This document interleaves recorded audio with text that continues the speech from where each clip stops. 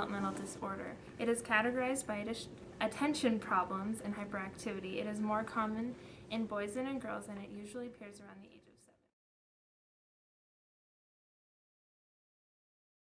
of 7. Okay, so today we are going to rearrange my classroom a little bit to make it more beneficial for some of my students who have a little bit of trouble focusing. So this row system isn't really working as well. So we are going to try to arrange it into a U shape first and see how that works.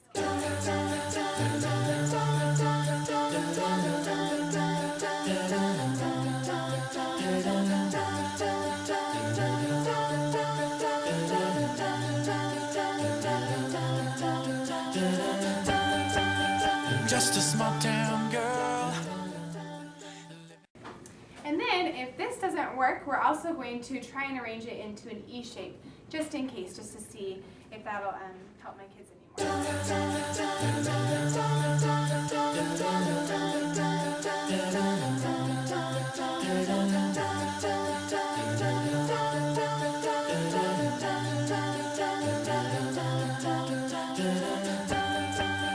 Just a small town girl.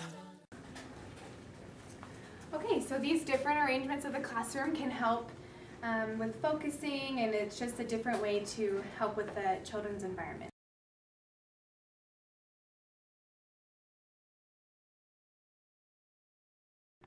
To help with transitions, we'll use the lights. We'll do off, on, and that will help with everybody to be included and knowing what's next. All right, another technique that we can do with our kids is a little meditation.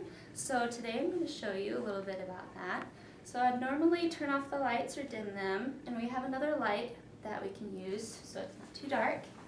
All right, class, ready for meditation? All right, let's lay down, everybody. All right, close your eyes. Now we're going to imagine we are at the ocean. Can you hear the waves? All right, so now the waves are, you have your feet in the ocean. And the waves are splashing up against your feet. Then they leave. And then the tide rolls in again. And then they hit your knees. And then they roll back. And then, do you hear any seagulls? They're making their noises. And maybe some kids playing in the background. All right. Now we can sit up. Feel good? Yeah. You're a little short, but that's another example of what we have. These are some beneficial ways to help you with ADHD in your classroom, along with many other ways. You can find what works best for you in your own classroom.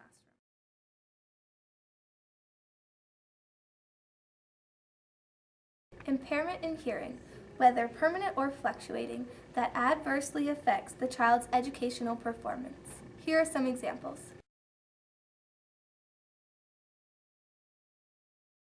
Hi, my name's Carla, and this is my friend, Taylor. Say hi. All right. Today we are going to read Goodnight Moon. In the great green room, there was a telephone and a red balloon and a picture of the cow jumping over the moon. And there were 3 little bears sitting on chairs. And 2 little kittens and a pair of mittens. And a little toy house and a young mouse. And a comb and a brush and a bowl full of mush. And a quiet old lady who was whispering, "Hush." Good night, room. Good night, moon. Good night, cow jumping over the moon. Good night, light and the red balloon. Good night, bears, and good night, chairs. Good night, kittens, and good night, mittens. And good night, clocks, and good night, socks. Good night, little house.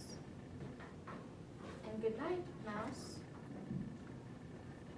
Good night, comb.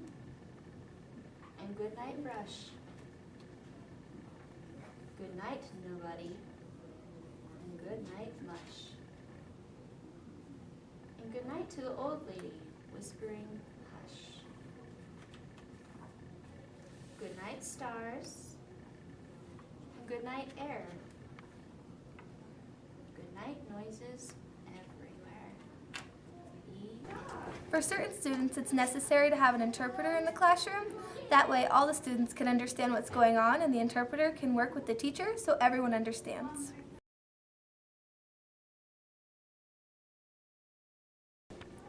Autism is a psychiatric disorder characterized by impaired social interaction and communication restricted by repetitive behavior.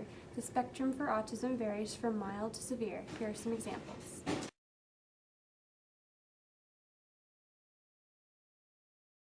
Alright, we have here a little sensory doll, a little sensory elephant for kids with autism if they're having a hard time focusing in class. There's different textures on it. There's even a little pocket for little items if the children want to play with some other things, and it also smells really good. This is a weighted bag that the student can put on their lap or behind their neck, and it just puts pressure on them to help them stay calm and focused in class. This is a small vest. It's called a weighted vest. What happens is when the child puts the vest on, it pulls them down and it helps them feel calm and relaxed. If your student is having trouble focusing in class, it can often help to have them sit on a ball or one of these that allows them to move around just enough where they can maintain focus on the teacher.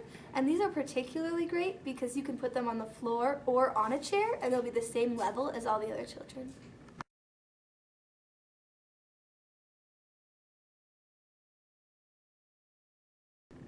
Any questions?